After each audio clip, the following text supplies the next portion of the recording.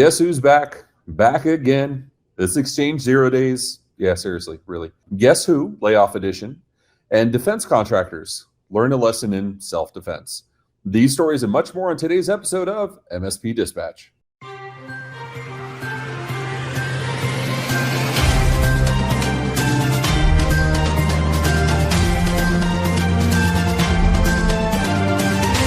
This episode is presented by Huntress's Hack It 22, a series of interactive sessions led by cybersecurity pros and industry favorites to help you better understand threat actors and the tradecraft they use.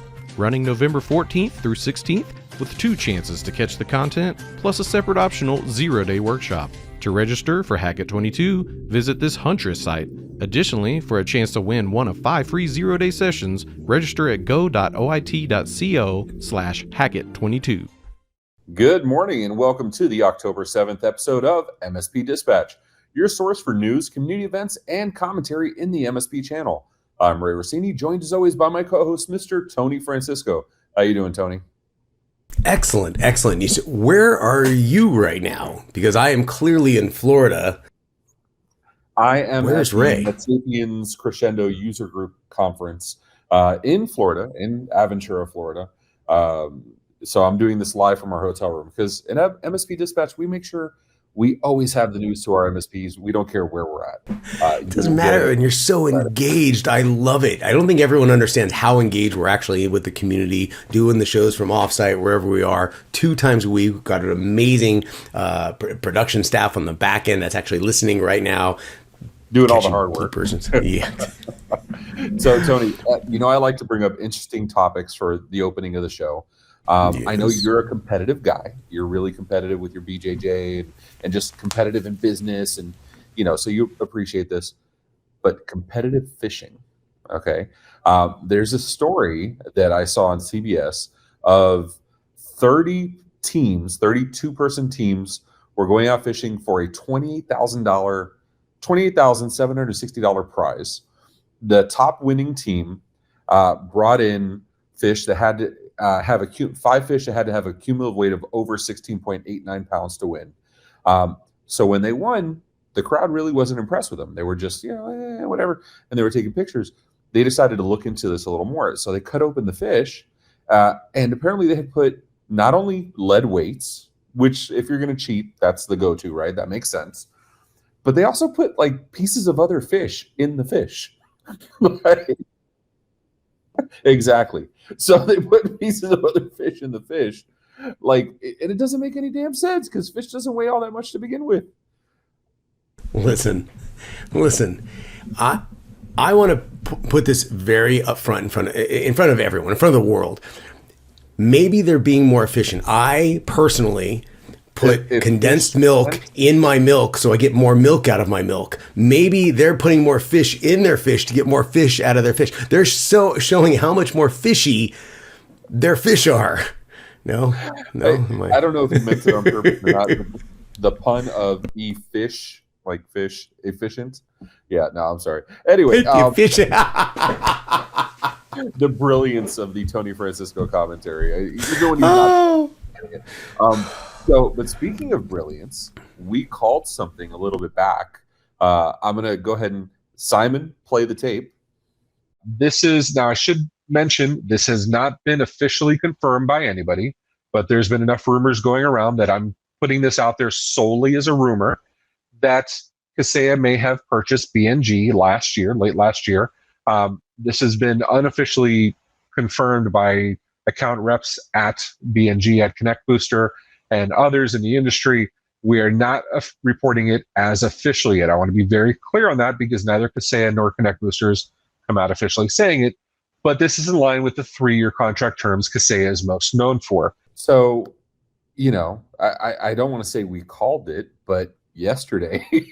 Maybe we called it. Maybe we called it. So this week, news came out. CISA officially announced that they had purchased BNG, aka Connect Booster, and they had purchased it 13 months ago. So right in CISA fashion. So you can say we called it first. We are the Simpsons of the MSP world. We're calling, but So, and with that, Tony, let's just get into the news, man. Let's get into the news.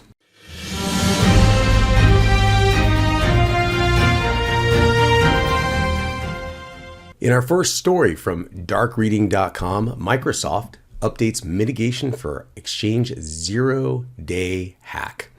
The Microsoft today updated its mitigation measures for two recently disclosed and actively exploited zero-day vulnerabilities in its Exchange server technology after researchers found its initial guide could easily be bypassed. Microsoft's original mitigation for the two vulnerabilities, specifically CVE 2022-41040 and CVE 2022-41082, was to apply a blocking rule to a specific URL path using the URL rewrite module on its IIS server. According to the company, adding a simple string would block known attacks patterns against the vulnerabilities.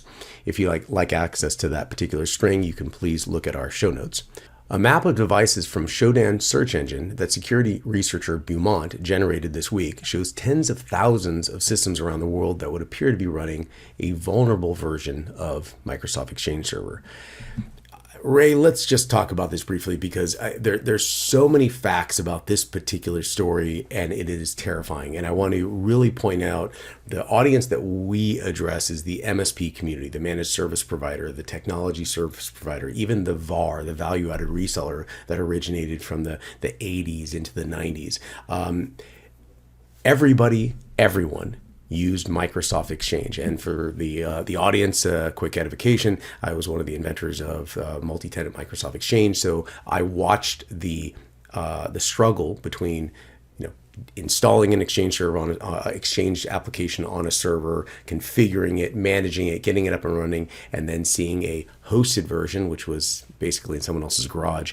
But the understanding that it was a multi-tenant solution where now it could be managed at an enterprise level for multiple businesses, minimizing the management and the maintenance and maximizing the security in a single point of focus, that was the route to go. Consequently, here we are with Office 365 taking care of that. Now, Microsoft Exchange is just Office 365. They've simplified it that much. Make no mistake, Microsoft Exchange exists everywhere. That's how you're communicating through email. It's probably going to be Exchange or Gmail or some less than, I believe it's 8%, less than 8% of the email that flows through the internet is going to be a subset of, self-hosted or, sub one of those mega beast hosting organizations. Since there's so much Exchange out there, and as the move continues to go to a multi-tenant solution, as I bore everyone to death with all this fun background stuff, this is a terrifying concept that people still have Exchange servers, which are literally just launching pads for everyone to exploit, to hack. It's entry points into their organizations. It's allowing them to get into other organizations as the particular voice. Ray, am I overthinking this, or am I saying the right thing? Give me your thoughts on this. So I see stories like this again, and my response is, you remember Harold and Kumar Go to White Castle? The Ryan Reynolds, but why? That one of my favorite GIFs and memes. And why? I know Exchange was cool in the 2000s and 2010, and that's awesome. Go to freaking Office 365, for God's sake. There's not, Satya doesn't want you on-premise Exchange. Nobody wants you on-premise Exchange. And especially for our MSP audience, you should not be on-premise Exchange. The number of sad excuses I've heard over and over again as to, well, it's just because licensing it's not like you're not paying licensing for on-premises Exchange. It's no, we want to have control because we don't trust the cloud. Okay, well, the cloud doesn't trust you. Look at all of these 0 days that Office 365 didn't have this problem. Microsoft 365 didn't have this problem. Let the experts do their jobs. Or are you the guy that's coming in and you're telling the roofer, no, you need to do this, you need to do that, and teaching the roofer what to do? Get the hell out. Stay in your lane. Let 365 do its job. You go be the trusted advisor or that, VCIO or whatever you want to call yourself. Go do the things you're awesome at. And I'm going to say most of our MSPs today are not awesome at running legacy software on legacy hardware for legacy reasons. Get the hell off. Move on. I'm sorry. Maybe it's just the confusion. No, we're saying the same thing. And I loved how you said, just get off, let someone else do it that's doing it the right way. MSPs, please tell your customers this is an entry point into their organization. Get them off of Exchange, unless you happen to be an expert at some type of compliancy-based Exchange solution. You should not have Exchange inside your customers for the well-being and the betterment of everyone. Please get them off. So, sorry about that diatribe. Ray, let's get into your amazing next story.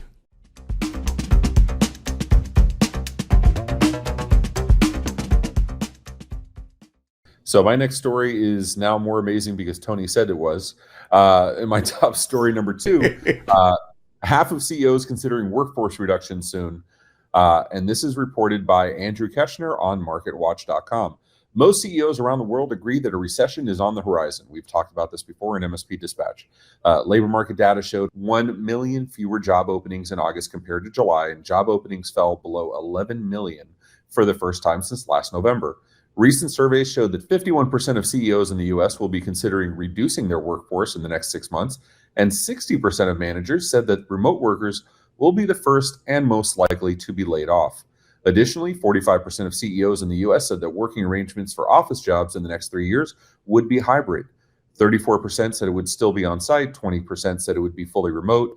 Globally, 65% of CEOs said that on site would be ideal, 28% answered hybrid, 7% said fully remote. According to Paul Knopp of KPMG US Chair and CEO, it's difficult to know why the US and global numbers are significantly different, but one factor that contributes to hybrid working conditions in the US is the tight job market. Tony, we've talked about this. Employers don't feel that they can trust their remote employees. Employees feel that they're most productive at home or working from anywhere, but they don't trust their coworkers to be as productive. But they're saying they want those remote jobs. And now employers are saying, hey, those remote workers may be the first ones we're going to let go. The most likely ones are going to let go. It seems to me, I'm trying not to judge. We're trying to give context-aware, unbiased, and fair news. But it seems to me that this is just a repeat over and over of the managers aren't changing with the times. The workers are, right? The workers know what they want, know what they need. We want to work from anywhere. We want to do our jobs. We want to be awesome at it and live a good private life. And workers are saying, I need to see you in the office sitting next to me. Do you think these layoffs are going to skew that and we're going to see a recession of work from home numbers? I'm sorry, I'm on LinkedIn applying for it because I'm remote, so I'm so sorry. What were you saying? You were saying something. Yeah, you're fired. How's that? Hey, look at this! I just got a job opportunity. I'm good. But that right there goes into the game that we are playing, that we created, which is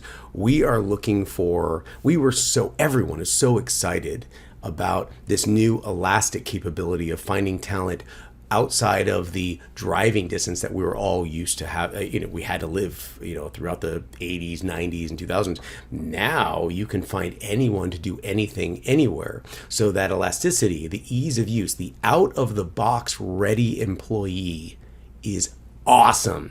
Well, congratulations, because that goes both ways. The out-of-the-box ready termination is also awesome, depending on your perspective. So what I think we're going to start to see is, the CEOs, which is heavily going to make a decision driven by the economy and the financial context, are going to make decisions on what that elasticity is going to look like. Elasticity isn't a one-way street. It's elasticity because it's going both ways. And since we have this out-of-box way to remediate a problem from anywhere, with anyone, we may be seeing the kickback of that, the drawback, the back blaze, for lack of a better term, that is going to hurt some people. But I'm also of the opinion that there's going to be other opportunities in other locations. The best solution that I can recommend for everyone out there that's considering this is, if you make it, you own it. If you make that policy, you own that policy. If you can't explain it, you don't understand it.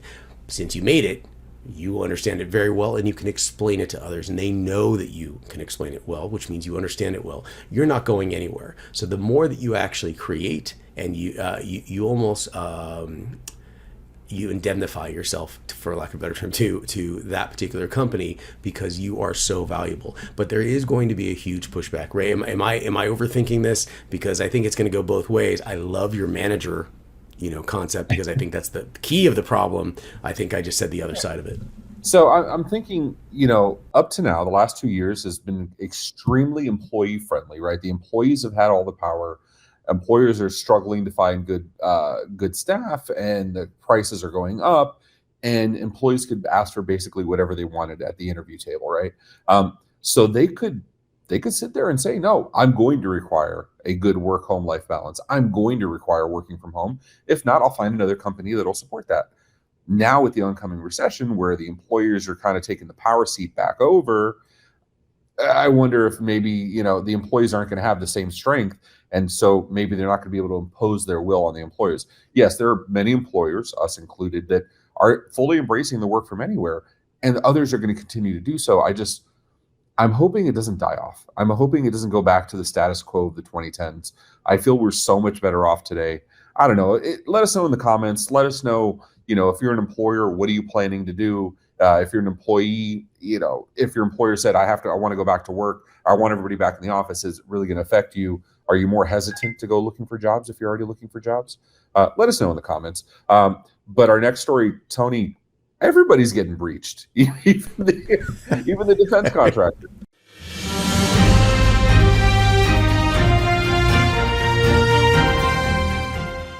Even the defense contractors, and ironically, this circles back to the story that I talked about in the beginning, Microsoft Exchange, Microsoft Exchange, Microsoft Exchange. In a story from darkreading.com, CISA says multiple APT groups infiltrate defense organization. Advanced attackers gain access to Microsoft Exchange servers. We just talked about this. Conducted searches of email and used an open source toolkit to collect data from the network for over a year. We have multiple advanced persistent threat groups gained access to the network of a U.S.-based defense organization in January 2021, extensively compromising the company's computers, network, and data for nearly a year, as stated by 3 government agencies in a joint advisory on October 4th. The attackers had access to the organization's Microsoft Exchange server and used a compromised administrator account to collect information and move laterally in the IT environment as early as mid-January 2021. According to the advisory issued by the Cybersecurity and Infrastructure Security Agency, CISA, the National Security Agency, NSA, and the Federal Bureau of Investigations, the FBI. Ray, I know we've never talked about ransomware, security issues. We've never talked about this stuff ever. Have we ever talked about Exchange vulnerabilities, or why would you have an Exchange environment inside? It's all brand new stuff. I love this fresh content. I love that, we're bringing like bleeding edge, never before seen content. Before you ask me what I want for Christmas, I'm going to tell you, forget world peace. We're past that. It's never going to happen. I would like to stop seeing Exchange and SQL Server 0-day exploits. Can I have that for Christmas, maybe? And bring the 8-track back. Bring the 8-track back. It was a superior platform. It was amazing. Oh, okay. So listen, we're going to keep this short and brief because we are going to continue to say this to the point where everyone is either comfortably numb, you're anesthetized to it, or you are terrified and neurotic every time you even hear the word exchange. Hey, we're exchanging goodbyes. And one of those we really want. It's like you say Mufasa. It's like, that was funny. Microsoft Exchange is clearly an issue. Security is clearly an issue. You are, as an IT administrator, the front line of everything that happens. And it's not what just happens for 2 to 3 weeks, 2 to 3 months. They noticed this from over a year ago. They noticed this, and they were in there collecting data for a year. So this is, and that's what we know. This is tip of the iceberg stuff. And I've talked about this on the show multiple times. I know for a fact, once I make a mark and I'm in, I get a beachhead, I'm not there for 2 to 3 months. I'm there forever. Forever. I will allow you to find certain things And once you find those certain things, I know it's found, but I have other ways. Now I have to stay super low key, but it gives me a gradient of what your security level is based on what you find.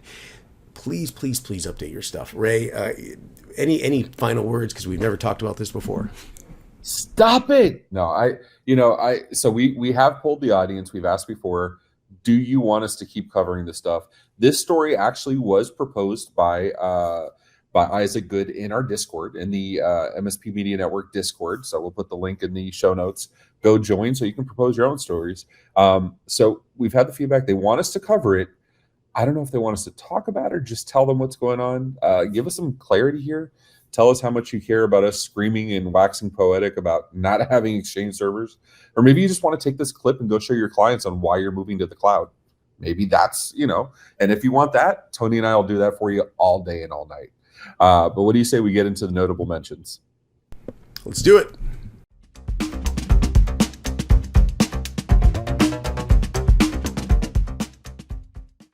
One of our notable mentions today from TechCrunch.com. It's official.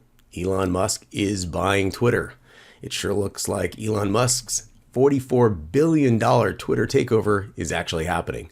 On Tuesday, representatives of the billionaire notified Twitter through a letter that he intends to move forward with the tumultuous deal, confirming earlier reports that things were back on track. Quote, "We write to notify you that the Musk parties intend to proceed to closing of the transaction contemplated by the April 25th, 2022 merger agreement on the terms and subject to the conditions set forth therein," end quote, reads the notice, which was filed with the Security and Exchange Commission. We're excited to see how this proceeds.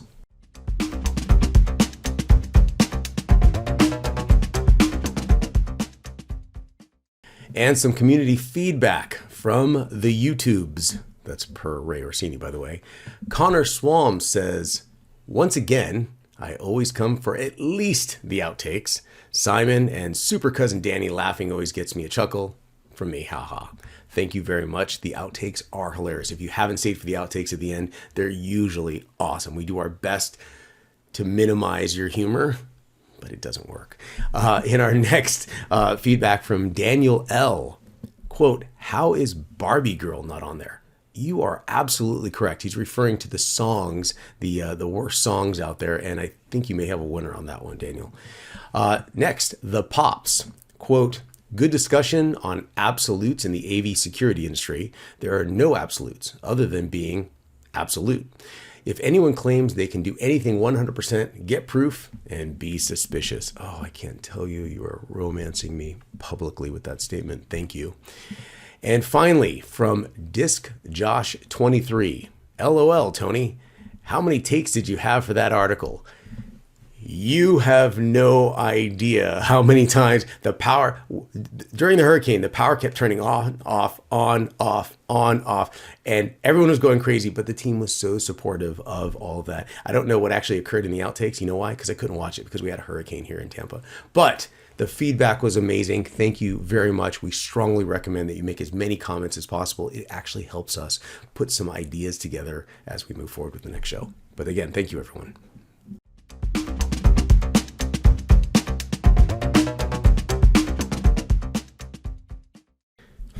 And in our community events on October 7th, later today at 5 p.m. Eastern Standard Time, 38 at 38, episode number 5, featuring Tony Francisco. That's me.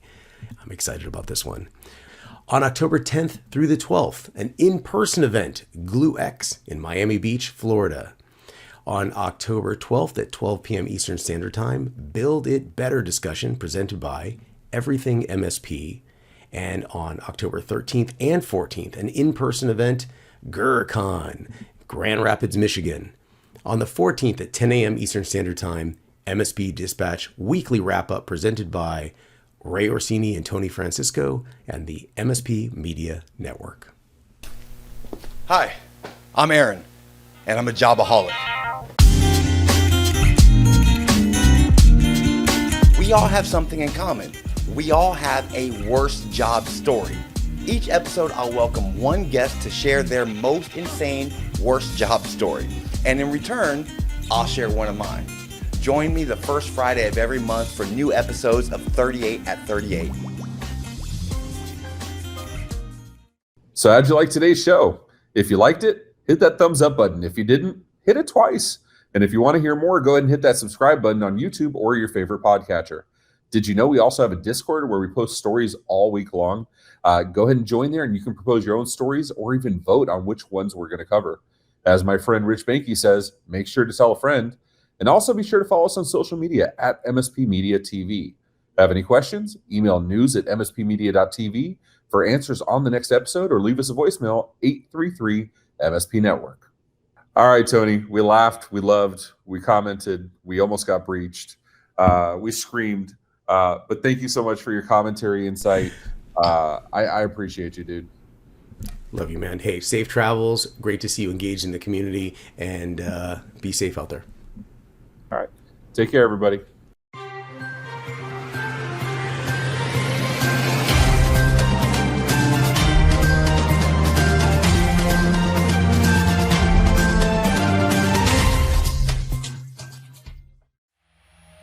This has been a broadcast of the MSP Media Network.